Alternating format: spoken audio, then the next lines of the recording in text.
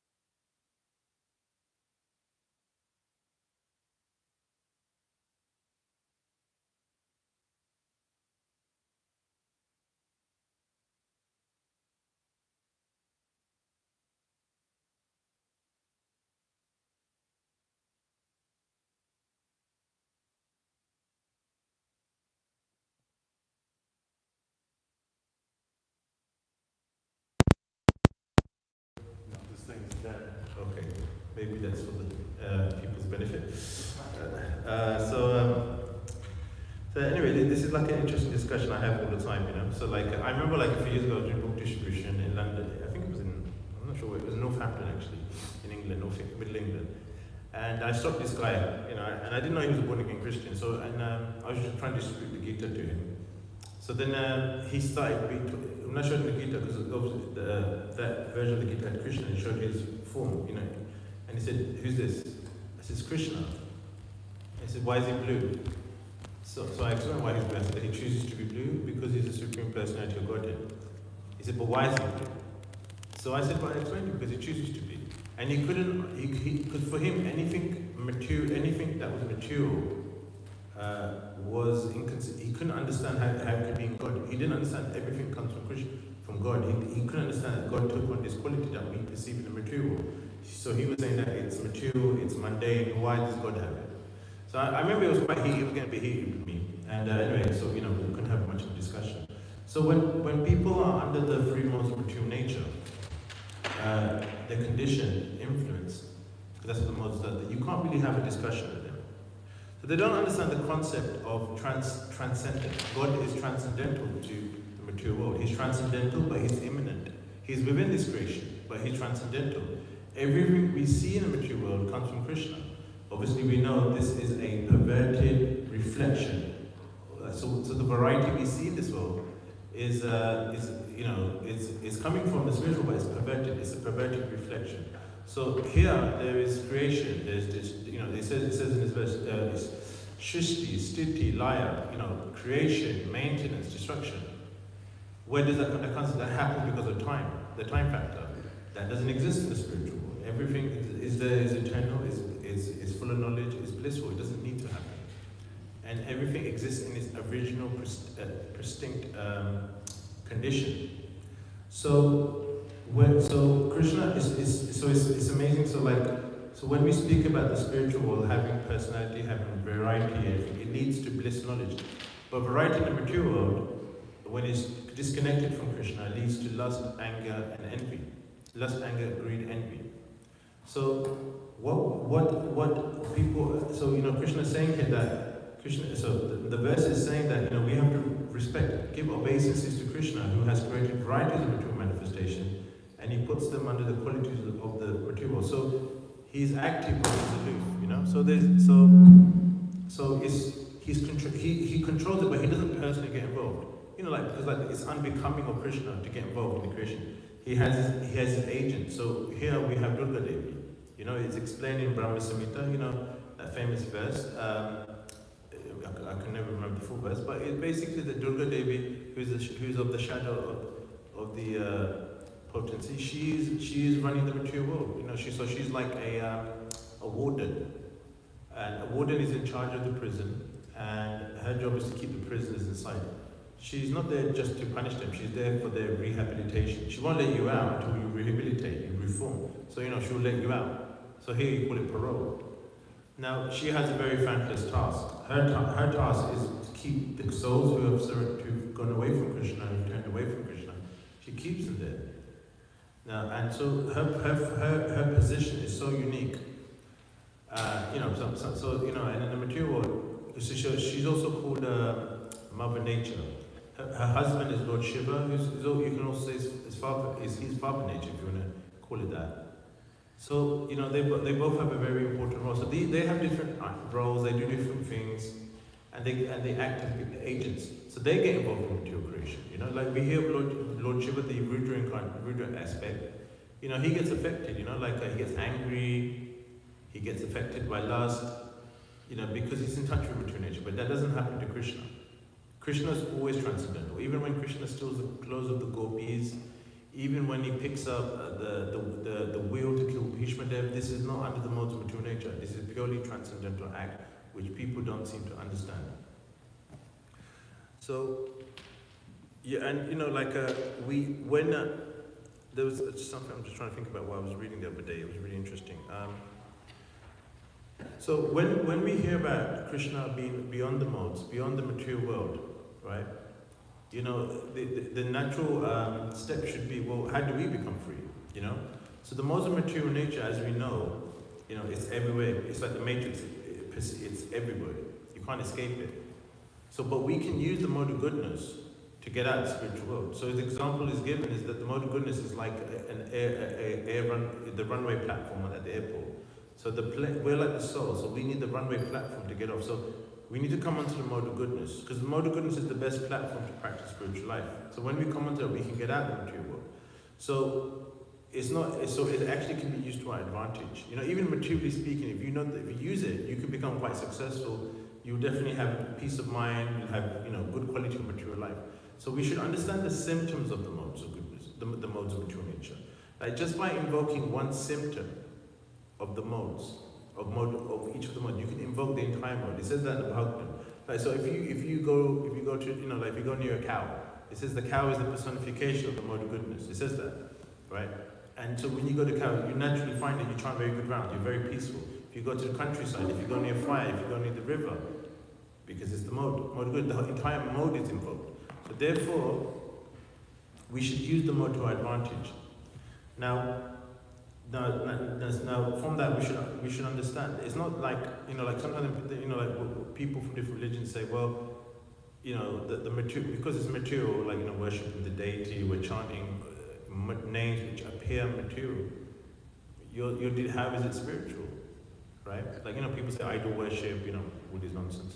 But we should understand that Krishna, because it belongs to him, it's his energy. Because everything is Krishna's energy. In fact, everything is Brahman. It says in the Gita that even material nature is referred to as Brahman. Brahman means Krishna's energy, spiritual energy. That Krishna can come into his energy. He can manipulate his energy any way he wants. He can do what he wants with it. And he can basically he can make it just like him if he wants to.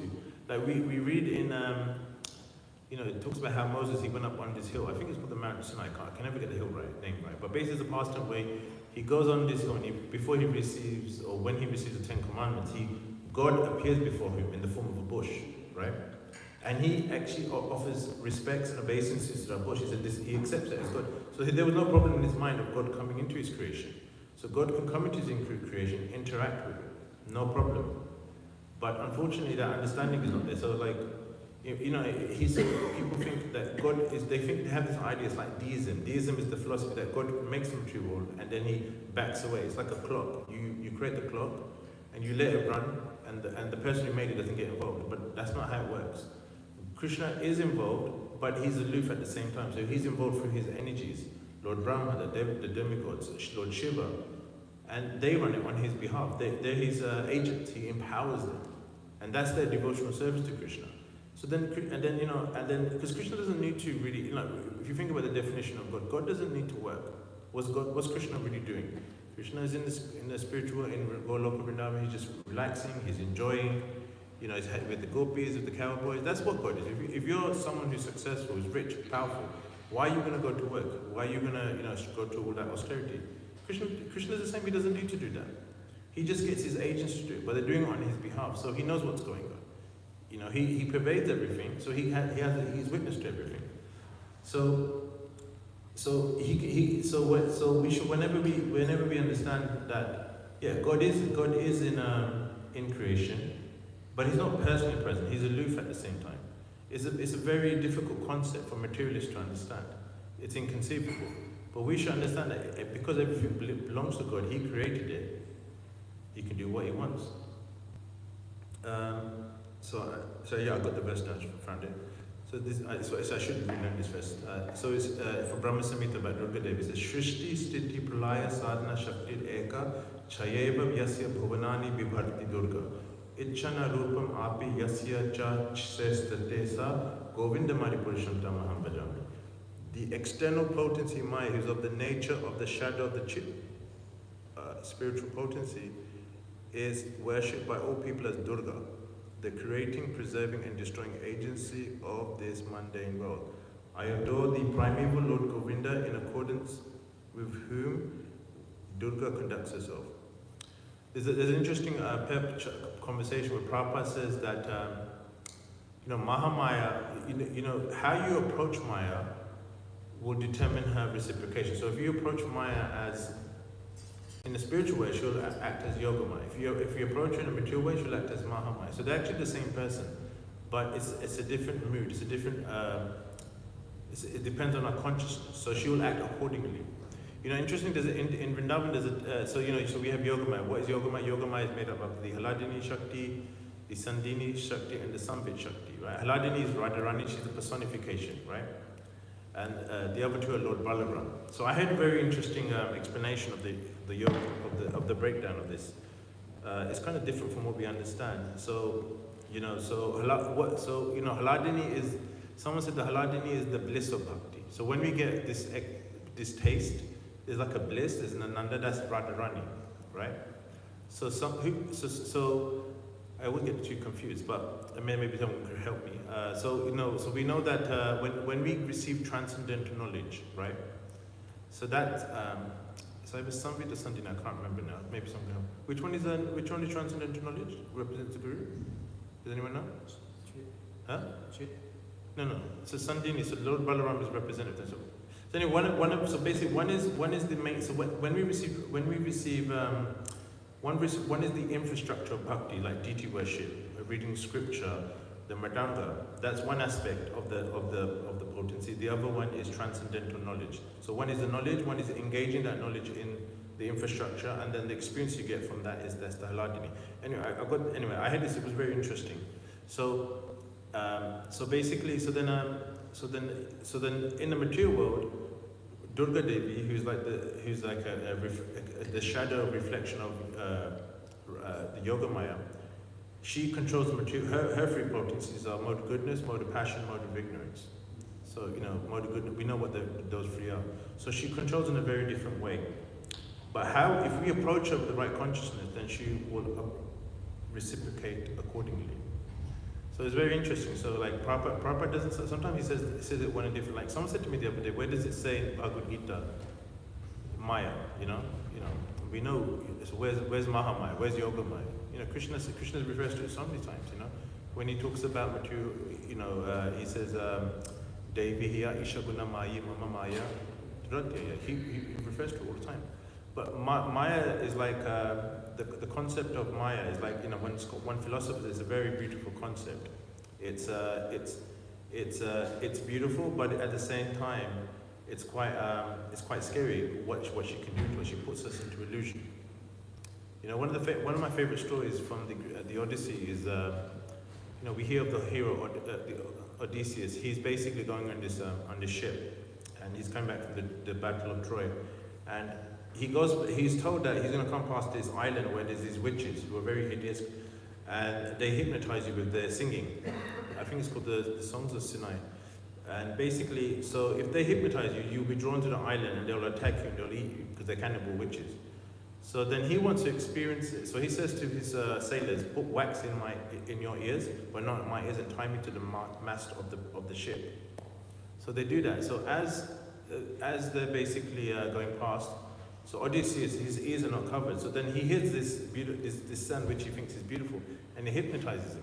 He can't see the true form of these witches. He thinks they're beautiful forms, and he wants to go with it and associate with them. Whereas the sailors can see the true form. They can see what's happening. So Odysseus, his position, so it's like he came onto illusion. So that's what Maya is. It brings us into illusion. And what we think is material is beautiful. And the devotees, because they know what the nature of the material world is, what they know what is spiritual, they know that is beautiful. They understand reality. So we should become like that. We should understand material nature for what it is. Anyway, there's a lot to say on this paper. I'll stop here. Would anyone like to ask a question or make a comment? Any comments? Any questions?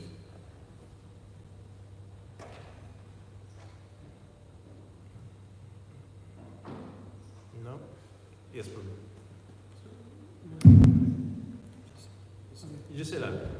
So, I heard something like Maya acts in a different way. Like if we want to progress spiritually, then she acts as a yoga Maya. Right?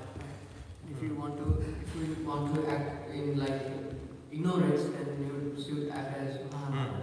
How you approach it? Yes, that's correct. Yeah. So can you explain it more like?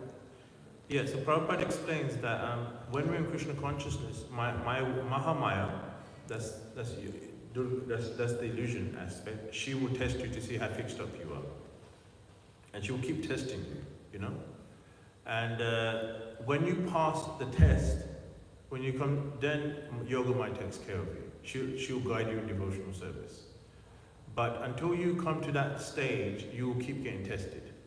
So, you know, we hear in Chaitanya Charitamrita that even Haridas Thakur was tested by Yogamaya. So, no, Mahamaya, she came to test him, you know. So Mahamaya is all there. She'll come in ways that where we're very weak. So if we're someone who's very into, you know, like spending money impulsively on clothes, on material things, or we're attracted to the opposite sex, we get very lusty, you know, whatever our weakness is, she will come and test us in that regard. And until we pass that test, it will keep coming back to us, you know? So it could be like we're not humbled. And if someone chastises, it really hurts our ego, right? So she will come back to us in that form. She'll keep arranging a situation where you keep getting chastised. Obviously, everything happens under the superintendence of Krishna, but she arranges that for you, right? When you pass that test, then Yogamaya takes control of you. Now, you can say it's a kind of, it's not, even she kind of like guides you in devotional, so she arranges everything for you to make advancement, to go back to the spiritual world. Does that make sense? Yeah. But Mahamaya will always be there. She will always test you. And so, like I say to people, like if the same thing if you shouldn't observe this, but if the same thing keeps happening to you, it keeps disturbing you, you should understand that's Maya testing you, and there's something from that you've got to learn and pass. Yeah. Cool. Anyone like to ask a question? Make a comment?